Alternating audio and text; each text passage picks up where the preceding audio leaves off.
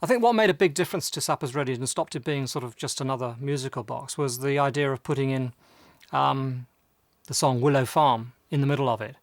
Up to that point, it had been sort of meandering a bit like a lot of our acoustic kind of long pieces did. And then, we decided to just stop and just come straight in with this very ugly sort of sequence, and it just sounded great, that. And it took the whole thing, it suddenly made the thing electric too. It suddenly, rather than just being an acoustic thing, it became sort of very live. And from then on, of course, it developed.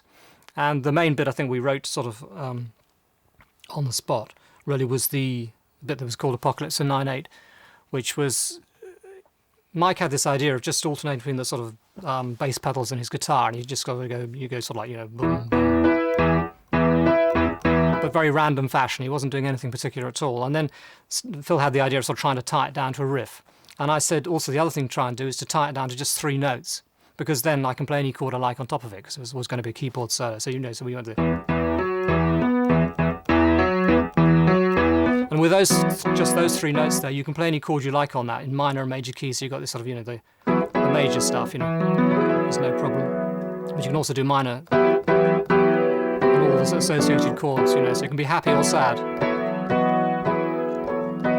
And just by keeping that relentlessly going through all the time, and I'd just play across the top of it. I wouldn't worry about what the beat was or anything. I'd just play across the top of it, and it just produced a really exciting result. And it was sort of building up to this sort of giant sort of climax where you sort of finally, having threatened to do it for a long time, you come in with this sort of, that chord, which is a really sort of dramatic chord in the song, and just slowly build up to the sort of major key,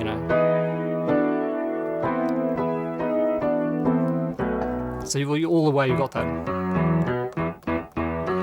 It just was, I don't know why, and then with what Peter sang on top of it. Again, there's another of those bits, in fact, that I originally intended to have no vocal on, And we were in the studio, and I'd sort of put this down. Oh, that sounds great, fantastic. And then Pete suddenly starts saying, I'm going to sing on this. So he starts singing on this. But I say, oh, no, this is such a great bit with that voice, And then suddenly I think, Christ, this is really sounding good. Again, I've got to say, we've got to, it's so good, we're going to keep it, obviously. And I think that bit, the 6/6/6 section in Supper's Ready, was the real key. It just gave such a strong thing to build to, and live it was fantastic, And it worked well. The ending was a sort of like a sort of nice, relaxing kind of and quite triumphant sort of bit.